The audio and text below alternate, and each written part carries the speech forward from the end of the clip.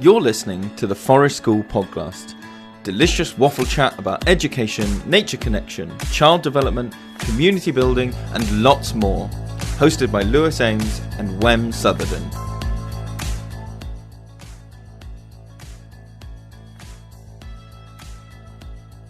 G'day, mate. Oh, G'day. yeah. Good morning, good evening, good night. Maybe it's the middle of the night. Oh, I thought we were going to do the whole episode in bad Australian accents. No, because that would be not appropriate. But maybe a listener is listening to this because they can't sleep and they've got those little worry gremlins going around their brain and they're like, I can't sleep, I need to shut out the voices in my head at 2 o'clock in the morning, and they just reach for their phone to put a lovely, delicious little podcast on. Oh, yeah. I've never done that, by the way. That's of course not. I don't know. Look, listen. Some people can fill their brain with thoughts before they go to bed. I need industrial-sized mining equipment to get rid of mine. Or like a marching band. It's all that or the other way, where I'm like, nope, just need to drown it out before it goes up. But you, listener, you might be listening to this at night time. And sorry for being so loud. Sorry for being so loud and Australian earlier. Exactly. I'm so sorry. That probably but didn't if help you get to sleep. that's you, or maybe you're driving in your car and you're just a little bit stressed out, and this is your moment of zen. This is the Calm Podcast. Welcome to the Calm Podcast. If you like the Calm Podcast, you can find more of the Calm Podcast by visiting the patreon.com/the Forest School Podcast, where you can find extra episodes of the podcast, bonus content, and exclusive. I can't remember what the thing is. When we get guests on, we tell the Patreon people first and say, we're going to talk to this person. Do you have any questions? Do you have any thoughts, ideas for them? So if you're on the Patreon, you can... God, I can't keep this voice up. I'm really sorry. People can join on the Patreon, and then they get all those things. We are speaking today with the absolute legend that is Sarah Ockwell-Smith, one of those authors, I would say, that... I know you got a little bit giddy because your wife got a little bit giddy. So everyone was a bit giddy that we were able to speak with Sarah. So there's a little bit of, I don't know if it is fanboying or whether you're fangirling on the behalf of your wife at some point during this. But anyway, big thanks to Sarah for coming on and sharing. So we should say who Sarah is. So Sarah is well known for all of the gentle parenting books, big name. I don't think she would like as we kind of went into, she sort of says we didn't need to invent gentle parenting. It's just her way of sort of being. But she is known as the gentle parenting person. And all the gentle parenting books and the gentle sleep books and all those amazing things. But that is not what we're here to talk to her about today. We are talking about her I'm going to call it a sidestep of a book. She wrote a book called Because I Said So, and it's all about childism and how society treats children differently because of their age, without any other factors being involved.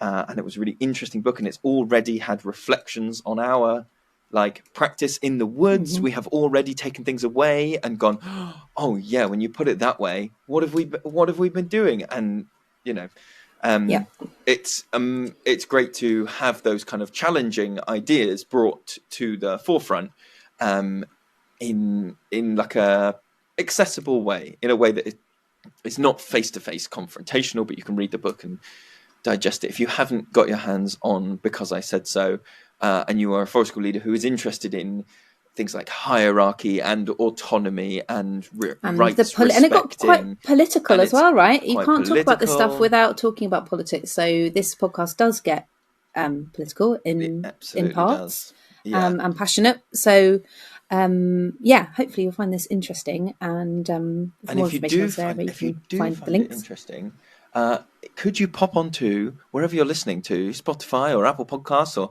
wherever it is that you've got this one, and just drop us some stars or write a little review and say it's doing really well, because it will really help get the podcast in front of other people, and then we can get bigger people and we can get more guests, and I will be even more giddy, and you can hear me being even more skittish as I increasingly find myself in places where I feel like I'm an imposter. Is basically the long and short of it. Stars in your eyes. Yeah. Stars in my eyes.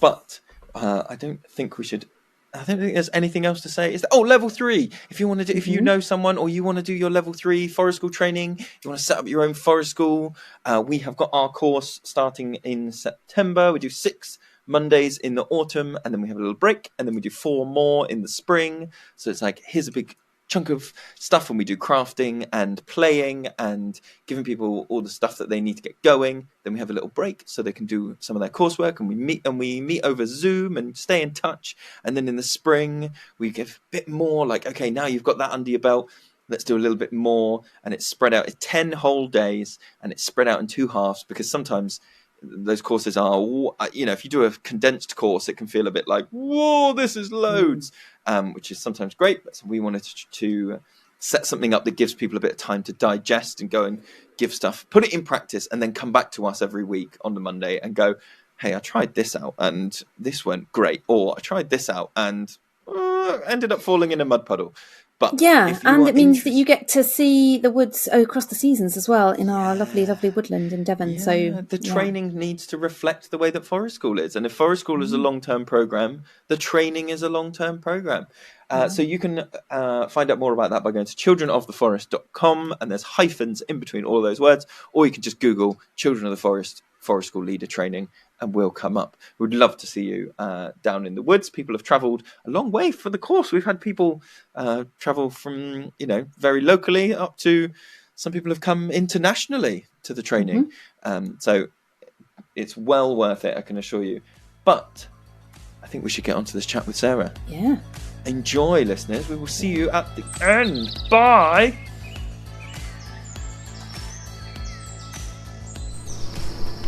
As outdoor leaders and educators, we often find ourselves entrusted with sensitive information about our students, their families, and our fellow staff. From emergency contact details to medical information, ensuring the confidentiality of this data is paramount. But in today's digital age, protecting this information extends beyond the physical realm and into the online world. That's where NordVPN comes in. NordVPN is a trusted name in online security, providing a virtual private network that encrypts your internet connection and shields your online activities from prying eyes. With NordVPN, you can browse the web, communicate with parents, and manage administrative tasks with peace of mind, knowing that your data is safe from hackers, snoopers, and other threats. But NordVPN isn't just about security. It also offers flexibility and convenience, allowing you to access geo-blocked content, connect to public Wi-Fi hotspots securely, and bypassing censorship restrictions. Whether you're researching lesson plans, communicating with colleagues, or simply unwinding with some online entertainment, NordVPN ensures that you can do so safely and privately.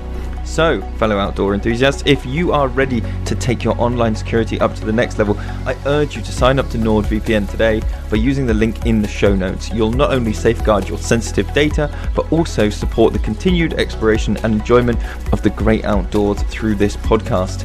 Stay safe, stay secure, and let's keep the spirit of adventure alive, both in the forest and online.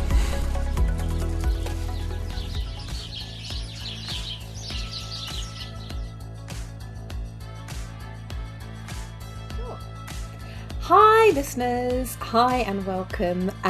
We are so glad to be here today with Sarah Ockwell-Smith, the author of many books about gentle parenting, about different parenting issues, parenting children of different ages. But we've invited Sarah here today. She's very kindly accepted to talk with us about her latest book, Because I Said So, which, yes, Lewis is showing Listeners it here. Listeners can enjoy it. This is all my clicky notes. Oh yeah, Lewis has filled it full of that's a good point notes. sticker. I don't know if that's good or bad. No, it's good. No, don't be scared. That's good. That's like, oh, let's talk about that. Oh, that's juicy. That's what those post-it notes indicate. But but Sarah, this book is fundamentally, it's about this idea of childism, isn't it? And about how our society is childist. Obviously in the book, and of course, listeners, we would recommend that people, if you're interested in this and you want to find out more, to buy the book and to have a really thorough read through. But you really eloquently explain what childism is in the book and give us lots of examples. But for listeners who might be listening now and it might be the first time they've ever heard this term, they're really unaware of it, could you give us a bit of a précis in a nutshell of what is meant by childism? It's just simply children are discriminated against by adults based on their age. So not too dissimilar to sexism, where women are discriminated against for being women and treated differently by society in the same way that we treat children differently. We talk about ageism quite a lot, but we only ever talk about it in relation to older people.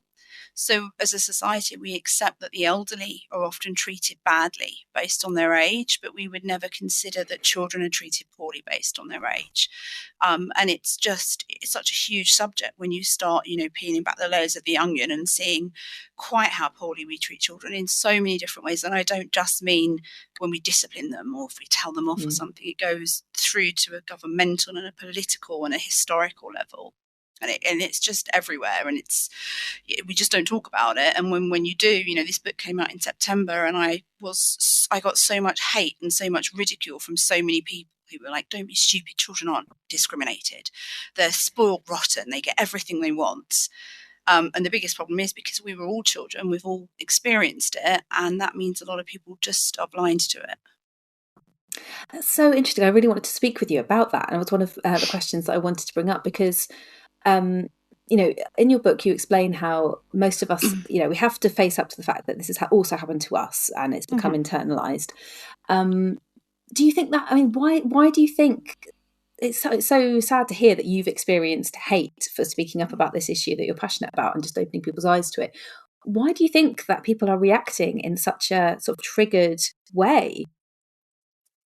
I think twofold. I think obviously they are being triggered and they don't realise. So you'll get the sort of older generation who would say, I got a good spank in the day, and that's what children today need. They're out of control. We don't have control over them anymore. And actually, they're agreeing with me. They're saying that the way that we treat children is controlling. But what they're also saying is, as a child, I was really damaged. The people who loved me the most hurt me.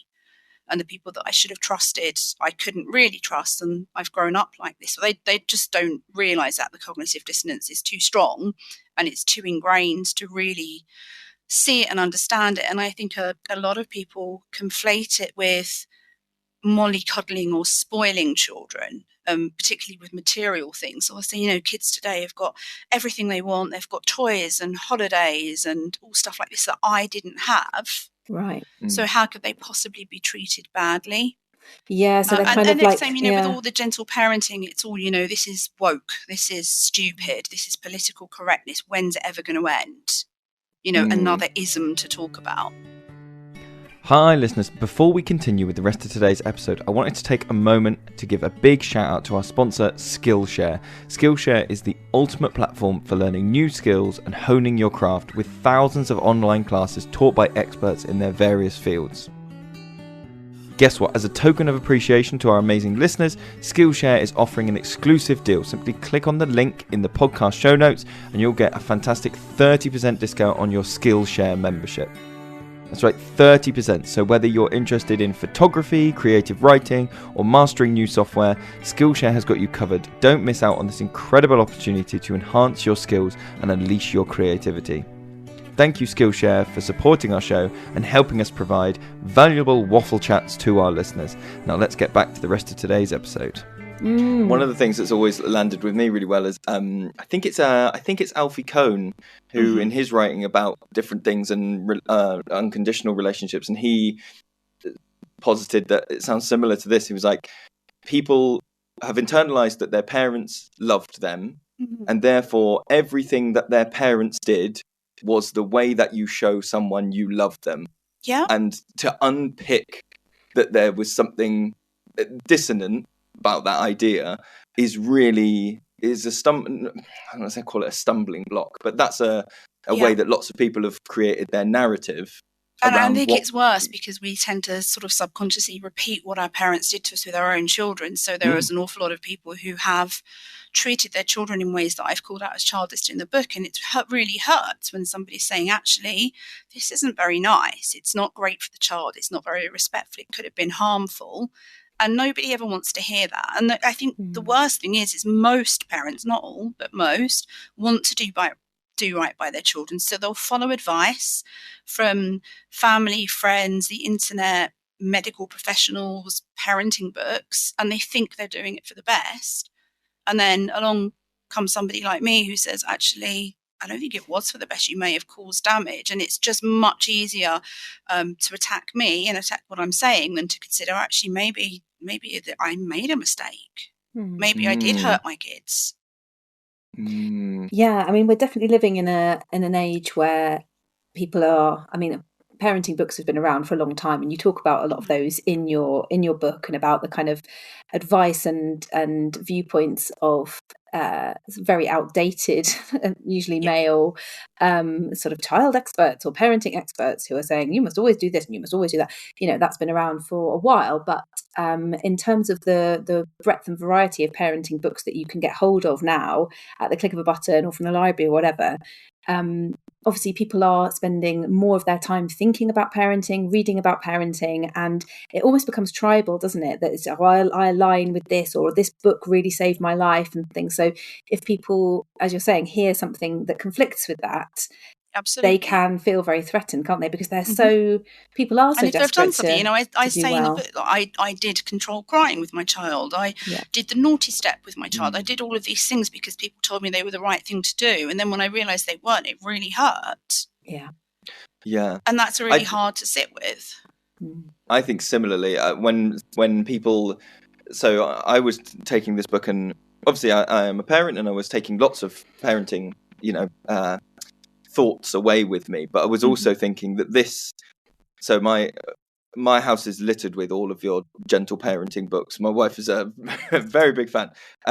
But this one struck me as one that was slightly different, because it was one that I felt more easily aligned with, like, oh, I can take this into my professional practice. There's ideas here. I don't think it's a parenting book. I didn't ever mean it to be a parenting book. Which is super interesting. But then it also maps onto when people ask me about my time teaching, I, similar to you talking about the control crying and stuff, and I think back about things that I did as a teacher that were behavior management, or that at the time I was like, this is what I'm doing, I'm holding the line, I'm following the behavior plan. And now when I think back at my teaching time, I'm actually filled with like lots of regret, lots of like, God, if only. But then you can always do that, can't you? You can always look back and go, God, if I knew what I'd known now, I could have done better last year, or I could have done, like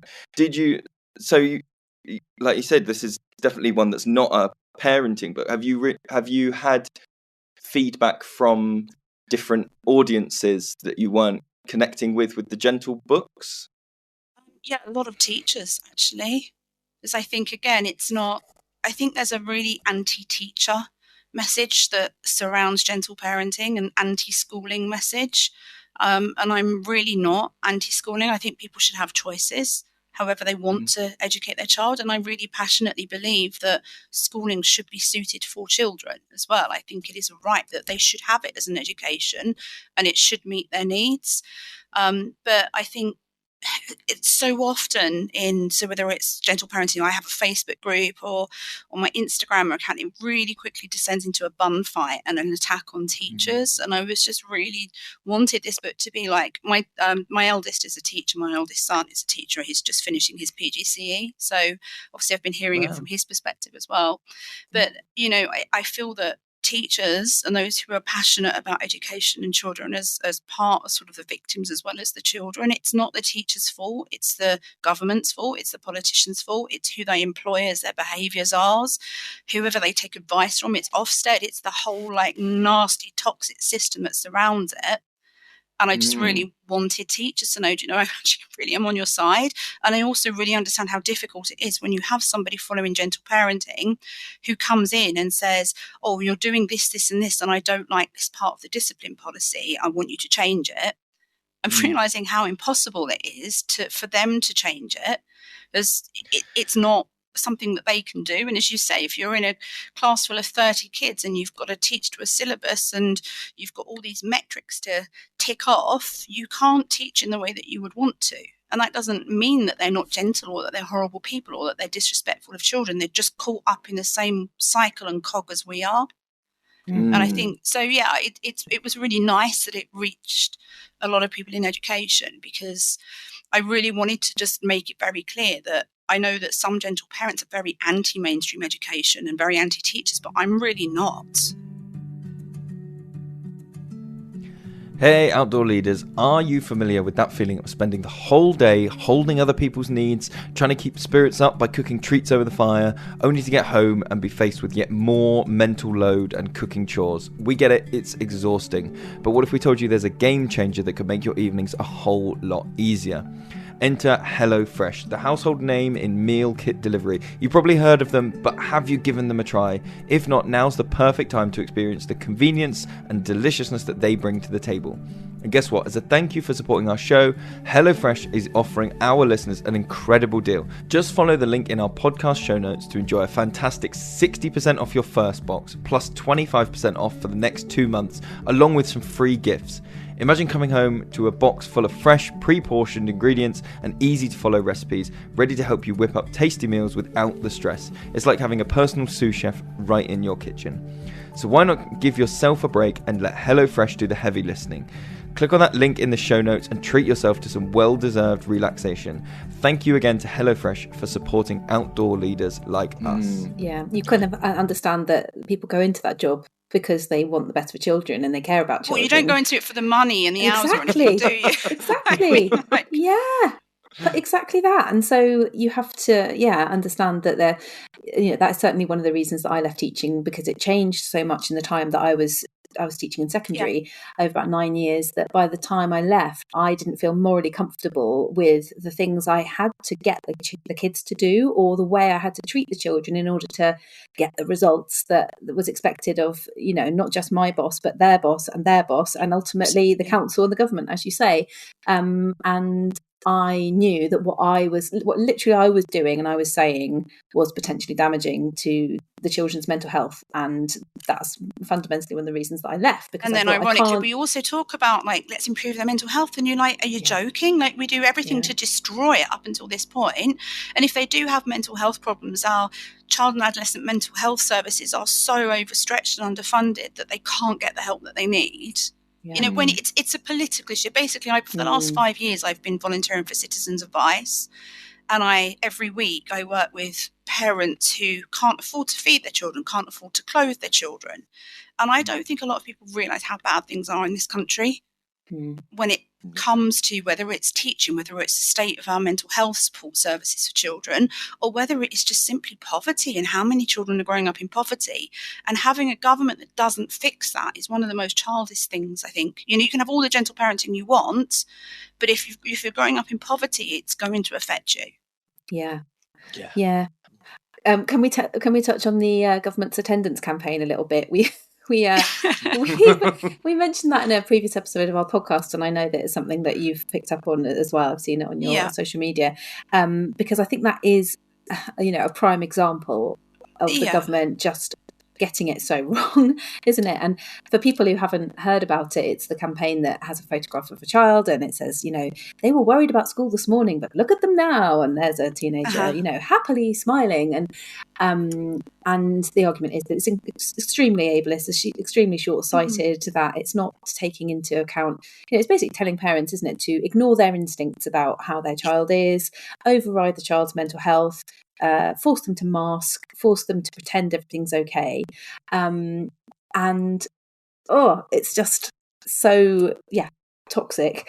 I think this comes back to a lot of what schools and the government end up having sort of focus on, which is how can we either punish or reward them to get them to be in line with what we want, but they so rarely say, what's the problem here? Why are they struggling? Yeah.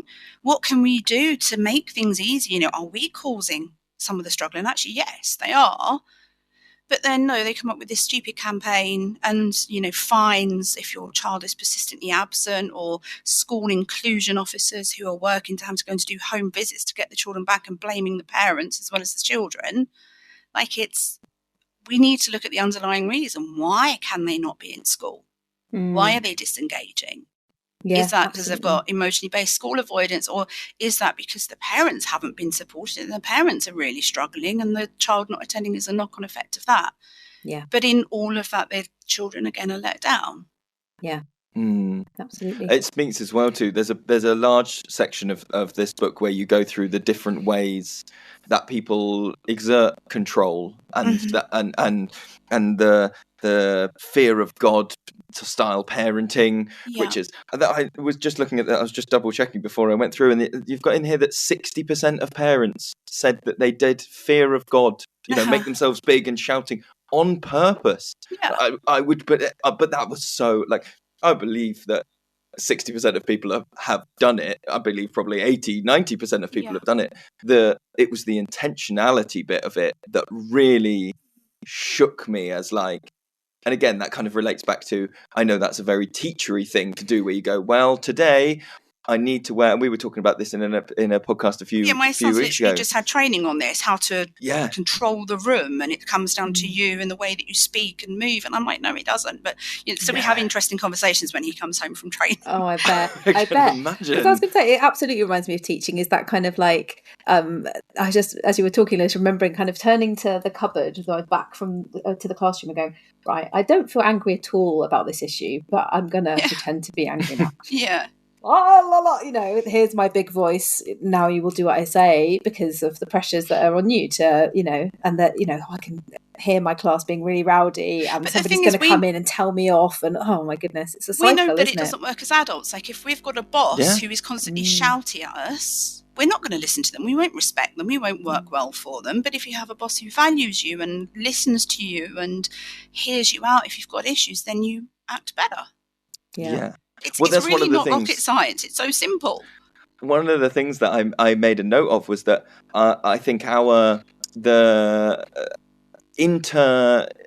sort of student-to-student relationships and the community building that's gone on in our setting, the list of discipline styles of yelling and fear of God and all those things really made me reflect on, I think that we have seen the biggest increase in cohesion the more we have both internalized, where my hope I'm all right, because I haven't checked with you that this is true, that we have internalized, but also that we have, fingers crossed, that we have said out loud, I can't make you do anything. I'm not, but that there's something about, one part is us internalizing that and going, we don't actually have any power here, and shedding all of that. Okay, well, I can get them to if I yell, or I can get them to if I stand here, or I can give them a solution and a facial expression that lets them know that is really what they should do.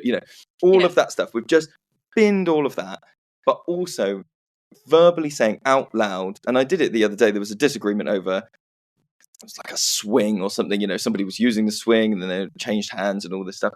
And all I was doing was being there and going, well, it sounds like this person's saying this. Well, it sounds like this person's saying this. It sounds like this person. But I said a few times, and they were going, but we don't want to get off. And I was going, well, I can't make you get off. I'm not going to grab you. I'm not going to push you. I'm not going to make you do anything. And I think I've realized that when there are issues around things like that, there are disagreements in the way people are feeling or the way they're seeing things, it's almost like before, when we were like, okay, we're in power and control and we will mediate what happens and tell them the outcome, that as soon as there moves towards a disagreement, they almost go into lawyer mode. Like they go into like, okay, I've got to petition the grown-up because the petition's that the grown-up's in charge. I must make my case and I must make it passionately and I must, say everything that I can, even if it's not true, or do these things. And like, the more we've kind of gone, well, I can't make you do anything, the more people go into these disagreements and these mediation bits with like, okay, well, I'm physically safe, I'm emotionally safe. This is just a process now that we go through. And like, so that was just a reflection I had going through all those discipline things. That's why parenting goes so wrong when they reach teenage stage. So my book that I've got out this year is about raising teenagers from 13 to 21. And you might be able to raise little children with fear, control, coercion, fear of God, dominance. But when that child is bigger than you, I'm only 5'1", my kids are all 6 foot. I can't control them. I can't pick them up and put them on a step or something. You have no control at all when they're twice your size and they look and speak like an adult. And I think this is where it goes so wrong, that you realise very quickly you can't parent through control and coercion when they're out there and they're teenagers. The only way forward is to listen to them, treat them as equals and focus on your relationship, and then do what I call constantly throughout the book, which is being the adult. And I don't mean be the adult as in be controlling. I mean be the adult who's emotionally regulated and who every time takes a breath and thinks, right, I might want to yell, but actually, what do they really need at this moment in time? Yeah. And the genuinely is the only way through when you've got bigger children, because they're not scared of you anymore. And so many people who use that fear and control and dominance when their children are younger struggle in the teen years because they've got nothing left. It doesn't work anymore. Yeah. Well, also, and it sets up, and I said to some children the other day that had a disagreement and one had shoved the other one over to get something, and I just went, well, I can't run a space where it's just whoever is biggest is in charge. I can't run. Oh, that's not how we, we can't all be in a community where that's the case. But and that, like, again, just verbalizing all that stuff out loud and getting it through of like you say, the tool sort of falls off pretty sharply in terms of its usefulness. Yeah. But it is the more we step in and control, the less chance they have to resolve things themselves. So they don't learn how to resolve things. I'm often asked about sibling relationships and what do you do to stop them fighting and stepping in all the time. And I think people are really shocked when I say I really don't step in very much. They have to learn to sort it out themselves, which is, I don't think, what people want to hear. But every time we do step in and control it for them, we take that opportunity away that they resolve it by themselves. I'll step in if safety is at risk, like if a big one's going to clobber a little one. But otherwise, you've got to be able to trust them. There's a part in here I was just looking through, and it's like this assumption that children have the tools to soothe or regulate all of their own problems, that just by leaving them they will have the tools to self-soothe their hunger, that they will have the tools to self-soothe their emotional turbulence. And again, I think that's a really important thing, like you're saying, isn't it, of just like being there for certain types of safety but not control. Is that I know we'd be there as a sounding board to talk things through and maybe give suggestions, but it's you have to be regulated and you have to help them. You role model that to them, and then you can help them with suggestions. Can I pick up on more that you can do? Yeah, can I pick up on that a bit, because a lot of your work is about the parent. It begins with you in the whether it's parent or childcare worker, anyone who's kind of around children and responsible for their well-being. That self-regulation is really key, and that, as you say, taking a deep breath and thinking about how you're acting towards them, and therefore what behaviour and reaction you might expect from them, having talked to them in a certain way or behaved a certain way yourself. I wonder if we could have a conversation there about, so especially for people who might really struggle with that themselves for whatever reason. Maybe it's that they're really trying hard to be a bit of a cycle breaker, that they've had a really difficult childhood with parents that were very reactive, were not able to self-regulate, and they'd had kind of suffered that throughout their childhood, or whether they're really struggling in other ways in their lives. You mentioned poverty and having a difficult time, and that it's going to be those parents, or it might be because of neurodiversity, for example, or mental health problems, that we might really want to do a particular style of parenting that isn't childist and that is respectful. But when we find it so hard to regulate ourselves, where have you got any examples about sort of places that people have been to help them with that, or strategies? Or I think we have to start from basically the first point, which is, I think you've just described everybody. Yeah. Everybody struggles to regulate for whatever reason. We're living in really difficult times. We are mostly from generations that were very childist and very authoritarian in their upbringings. By no means are probably my own upbringing and your upbringings the same as if you've been born in the 50s, 60s or 20s. Things have got better, but they are still, as we said earlier, 60%, the main style of parenting is through control and fear of God.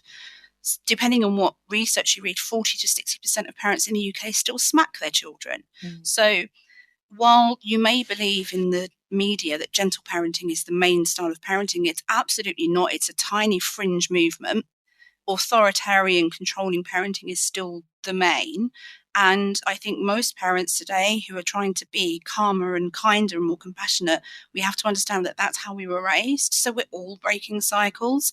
We are all living under, in a society that is unsupportive of parents, of young families, of children who expect, I talk in the book about the new childcare funding and how I think what a lot of people don't realise about it, one, it's the funding is not there. It's not what it's been spun to be. But what we need to understand is why it's there. It's there because they want us to go back to work as soon as possible.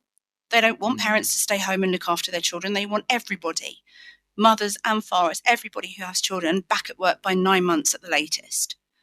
And it's really impossible to raise children, to work on your own baggage, be a cycle breaker, pay your mortgage, pay your rent, pay your bills, and also raise children and work full time. Because if you don't work full time, what's going to happen is universal credit is going to be cut, because there will come a point in a year or so where you're going to have to go to work for 30 hours a week when you've got a 9-month-old. And all of this is a big melting pot. We don't have support networks around us. We don't have aunts and uncles and grandparents. We tend to live very isolated from our family, and it's really bloody hard. The internet is a great tool sometimes, but it also, that adds to making you feel worse, because there's constant comparison and constant, am I good enough? And even ironically, books like mine, I think would be better if there were no parenting books at all, and we just could trust our instincts and chat with our friends. But I think we've got this big melting pot of difficulty when we're parents, whoever we are. Some people have it worse. I have a book called How to Be a Calm Parent, when I talk about I have really poor health a few years ago, and that made it really difficult. I have a child who has ADHD, and that was awful because we were getting no support from that. So yes, sometimes it's harder for some people, but I'm also very fortunate because I've got a nice house. I'm white, I'm straight, so I don't have I have a lot of privilege there, but we're all going through shit. And we all lose our shit. And I regularly lose my shit. And I think it's really important that people understand, I try and be really good, the best I can be, the most of times, but we're all juggling so much stuff that it's impossible. And we will sometimes lose it. So I talk about, carrying a bucket full of stuff. And we're all so up to the brim that sometimes all it takes is one small thing and we drop it all out. So I think we do all need to try and be better. We need to try and be cycle breakers and blah, blah, blah. But I think we've also got to be really kind to ourselves and start there and lower the bar and the expectations and try to be good enough and accept that we will screw up. And when we screw up, the most important thing is that we apologise. And I think apologising to children is one of the most unchildish things that we can do, because, I didn't have an apology from an adult, any adult, when I was growing up. And I presumed that everything was my fault. I wasn't good enough. But the power of an adult, particularly an adult you respect, saying, I'm really sorry, I screwed up. You did not deserve that. Okay, I'm not happy that you did X, Y, and Z, but that's irrelevant. You didn't deserve the response you got from me. And I'm really sorry. It was about me, not you at all. And the power that has is so much more powerful than having some unachievably uber zen calm parent who frankly would be terrifying. It doesn't teach a child anything, does it? You just think, oh my God, I could never live up to how amazing my mum and my dad is. I think it upsets me when people say, oh, gentle parenting is toxic for parents. It's like if you're not naturally calm and don't have naturally calm children, it's really hard and it makes you feel bad. And I'm like, it's not, and I've never said that. And actually, I don't believe, and I know you sound quite negative, I don't think we are the generation who are going to change everything.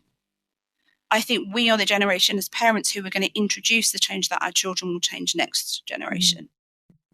And then we're just playing our part. If we manage to get better, 10% better than the previous generation, that's a massive change. We don't have to do everything all at once.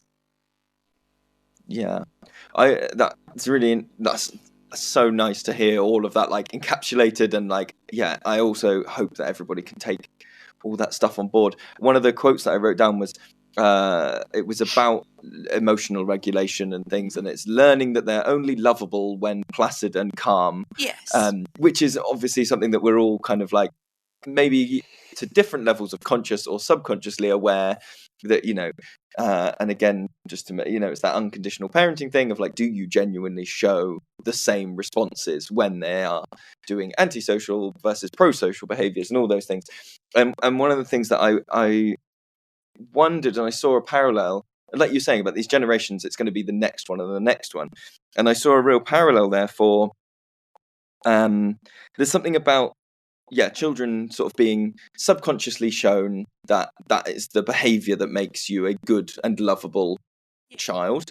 But then I also thought, well, there's also ripples of that when you get into the adult working world, which is this idea that, like, if you are emotionally charged, you are not professional or respectable, in a way that I think is used to, well, I guess, control people that are good at controlling their emotions and who don't get passionate about projects or injustices in the workplace or how particular things are going. They're in some ways seen as, well, that's the professional response. It's the poker face and the thing. And I wondered if you had any thoughts about, like, the ripple of, if we, like you say, if we have this generation of children now who are, more of them are shown that, having emotional responses doesn't change how they are respected and seen and valued. It's ironic, isn't it? We talk about mental health and it's good to talk and stuff, but when people show emotions, we don't like it. And particularly as a woman, we're emotional. We're told to calm down, stop being so emotional or hysterical, or like hysteria comes from the womb.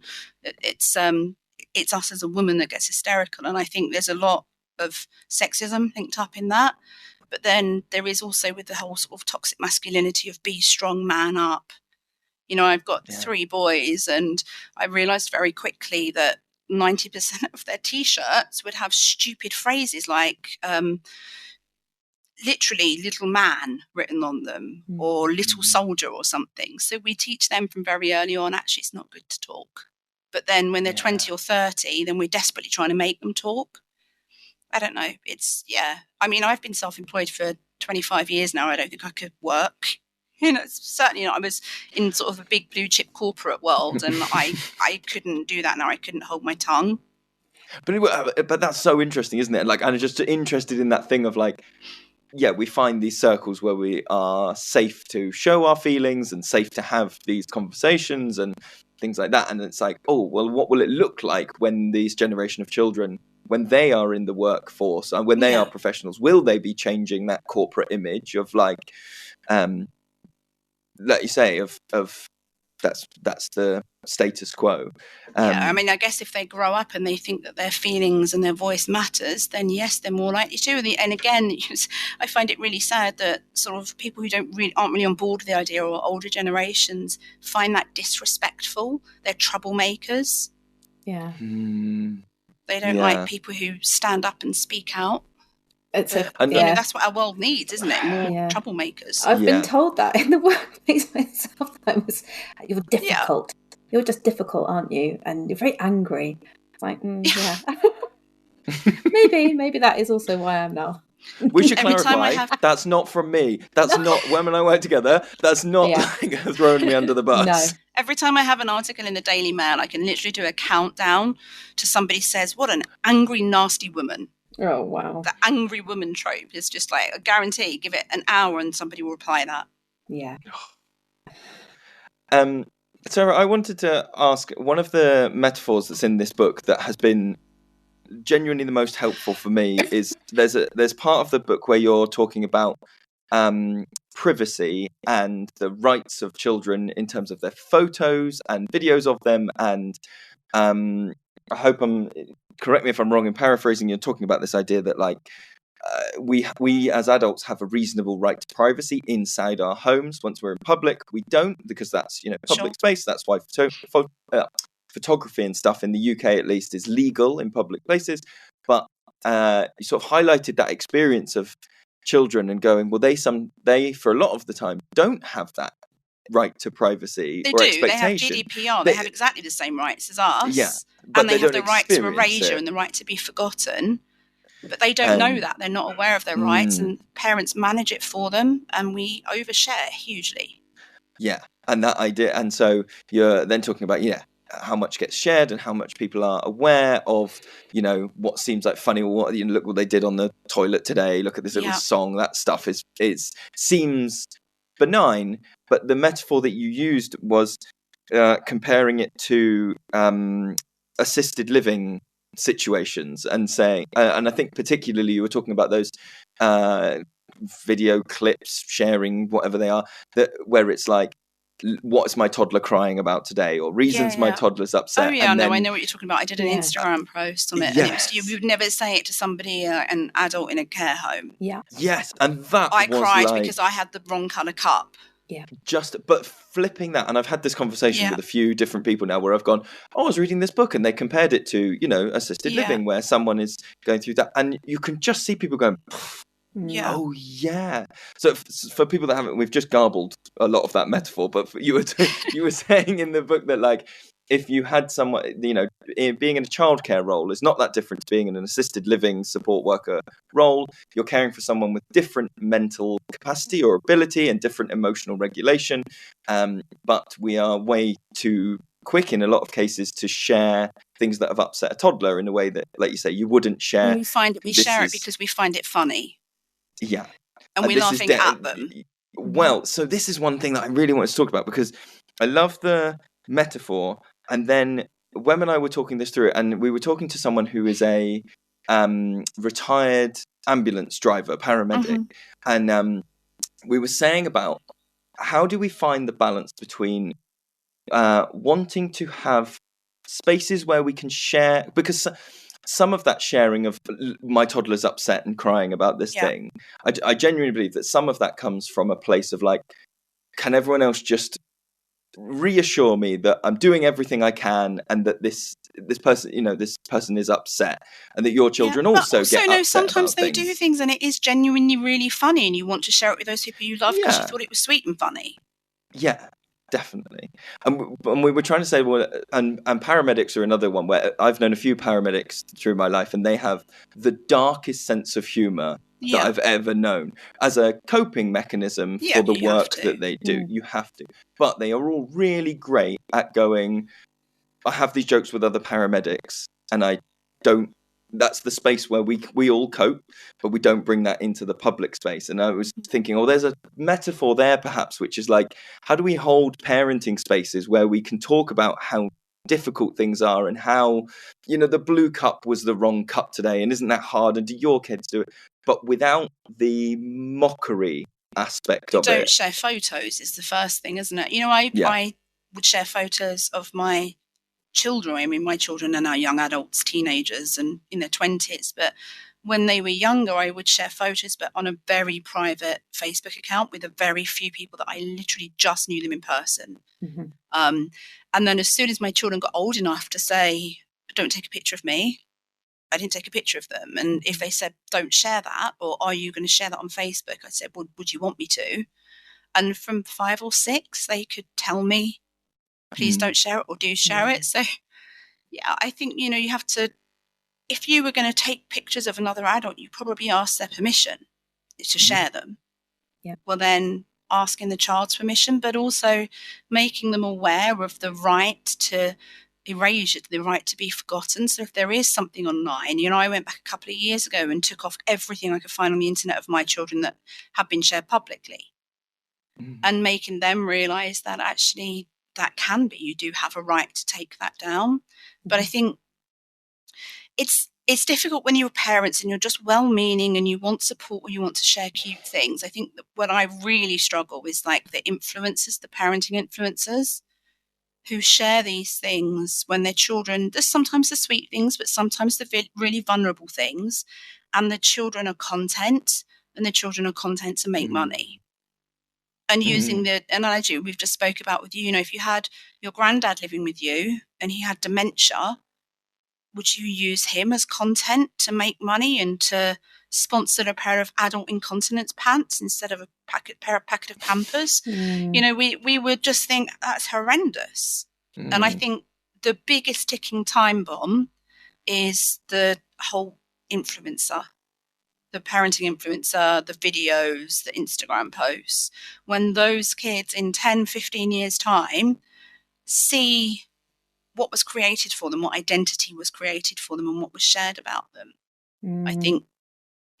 You think there'll be legal cases and things like that? There already have been legal cases. There already have been landmark legal cases, but I think there's going to be a lot more. And I think at some point there's actually going to have to be a law about what parents are able to share of their children. I think there will be a law that stops parenting influencers making money from their children. There has to be. It's very interesting. Do you think there's any, you give that example about like you wouldn't do that with your elderly relative. And there's some times where I think we don't kind of stop to think about what we're doing when we share images of our children.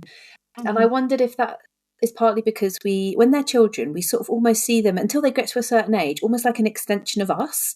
Like they're such an extension of us that sharing a photo of them is the same as sharing a photo of ourselves almost. It's like this other human is so part of me and so close to me that the boundary is hard to feel almost. Well, also there's something professional though, isn't there? Where I think you could also apply that to people who run childcare settings. I think you could probably apply that and say that they might see photos of children at their setting as an extension of like, that's my setting. I'm showing off my setting, not necessarily considering that those people are taking part in an activity at your session, sure, or at your nursery or whatever else, but the mindset, similar to like you're saying, when that children are an extension of their parents, but also the children are an extension of the nursery or of the school. Here they all are. Just like if you were at work, if your work came in and had a photographer in because they were going to have a brochure advertising your place of work, you would have to sign a consent form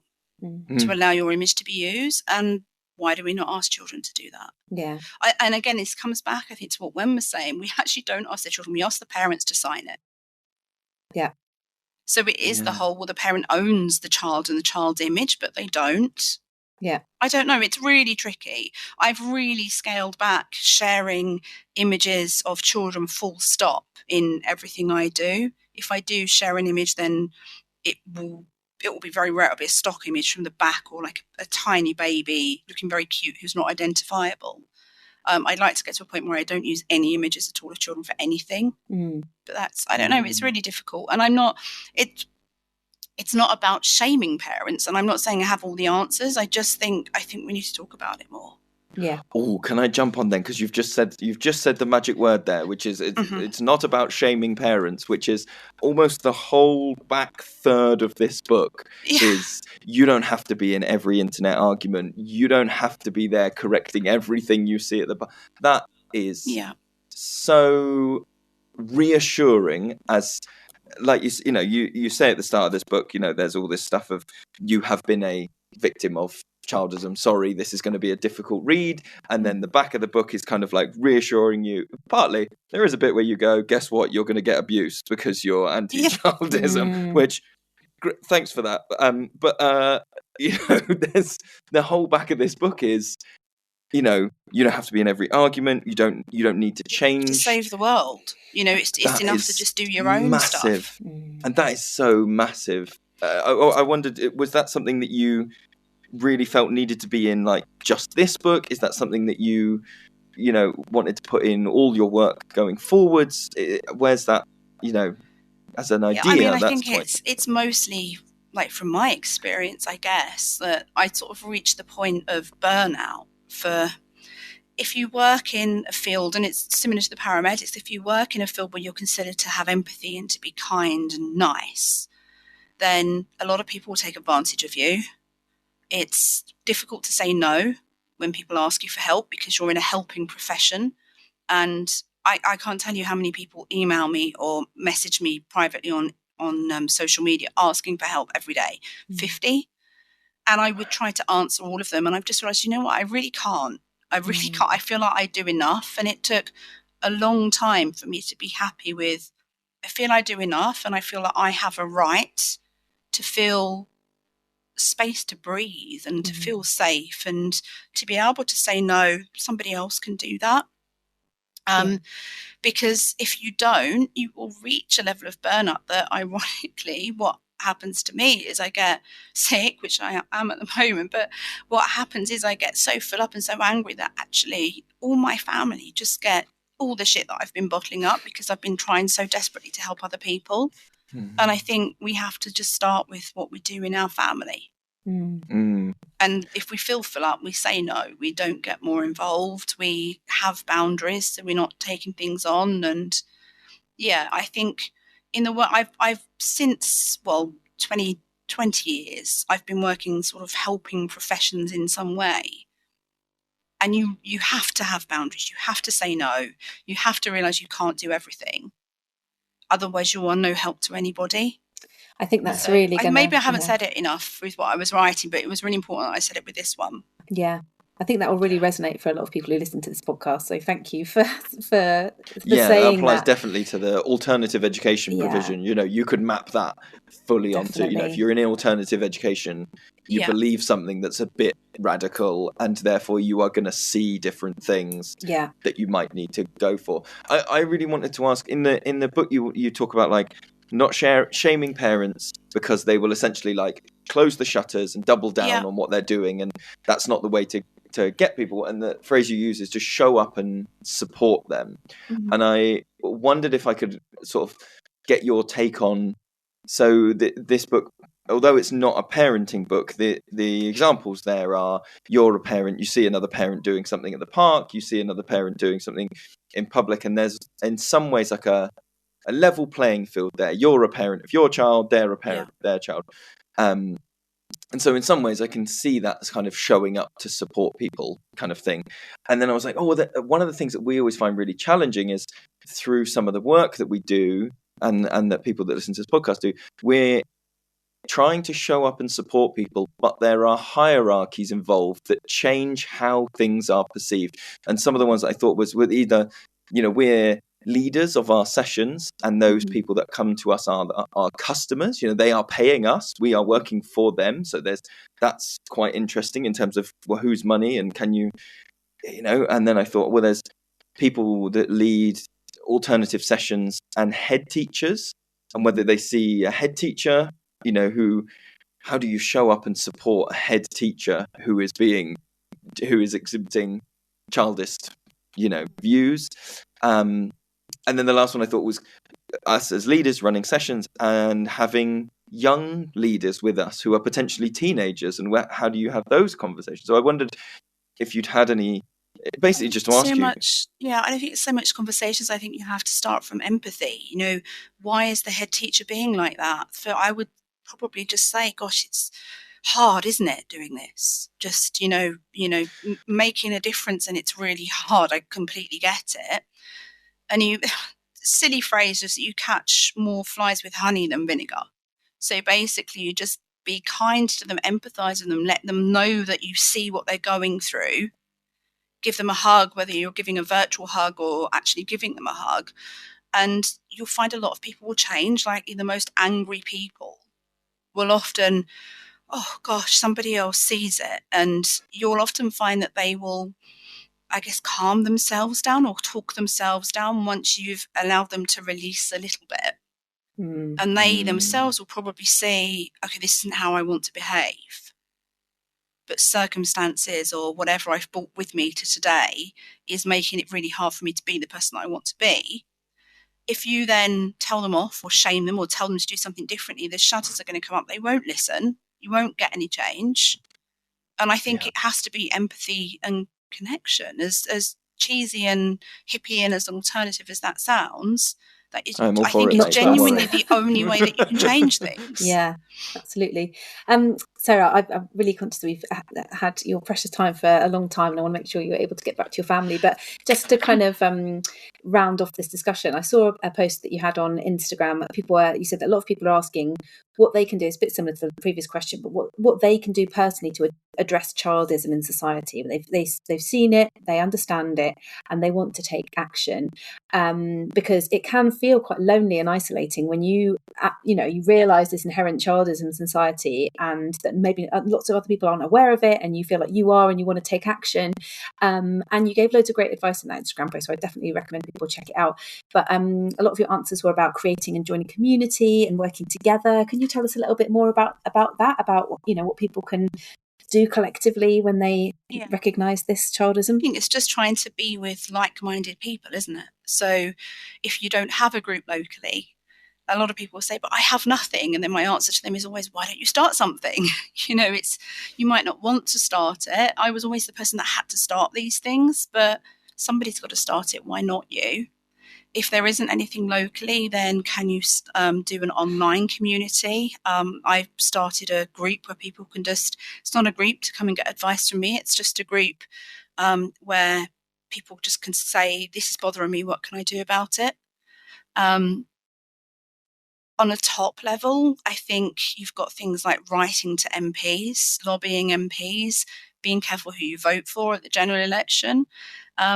And then on a lower level, it's what you do in your family. And I think it comes to looking after your own mental health, because when you start seeing childism, you start seeing it everywhere and you realise how hugely enormous it is.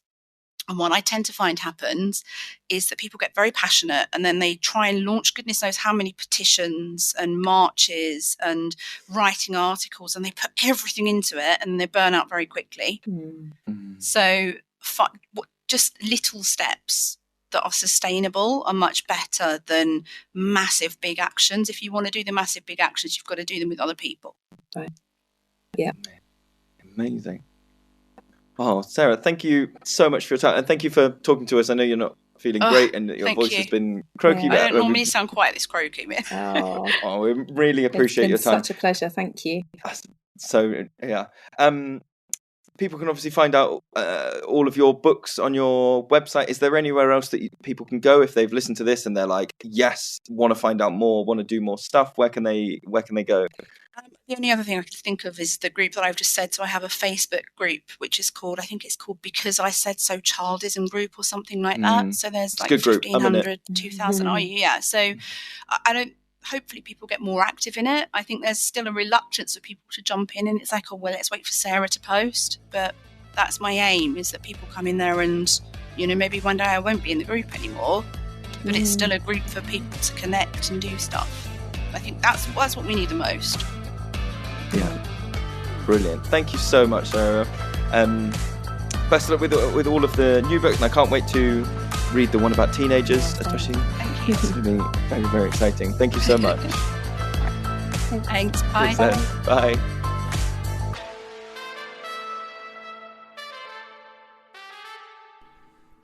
Oh, it's time to thank the people on the Patreon, because they gave us money and they help us do the show. So thank you to Matthew and Karen and Catherine, Gareth and Rebecca, Rosie and Julie, Rachel, Candice, Claire, Heidi, Louise, Michael and Anna. Thank you for supporting us on Patreon at patreon.com/The Forest School Podcast.